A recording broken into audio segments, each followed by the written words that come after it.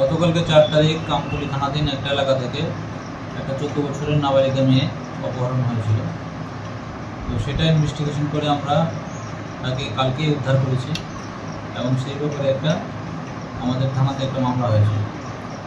তো ইনভেস্টিগেশনে আমরা যে সেই অভিযুক্ত আসিফুর রহমান তাকে আমরা অ্যারেস্ট করেছি, তাকে কালকে কোর্টে পাঠানো হবে।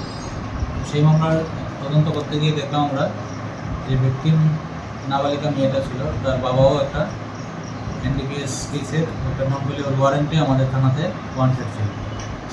সেই ওয়ারেন্ট বলে আমরা সেই ভিকটিমের বাবাকেও আমরা অ্যারেস্ট করেছি এবং কালকে তাকেও কোর্টে পাঠানো হবে। তাহলে দুজনেই এখন লোকাবে আছে? দুজনেই আমাদের কাস্টডিতে আছে।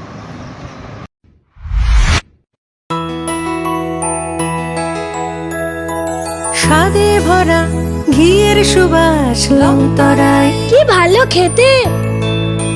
শুদ্ধ ঘিয়ের আবেশ ভরা লংতরায়, অপূর্ব সুগন্ধ, পুষ্টি ভরা ঘিয়ের খাবার, গাওয়া ঘি প্রিয় সবার লংতরায়। একেই বলে বিশুদ্ধ ঘি।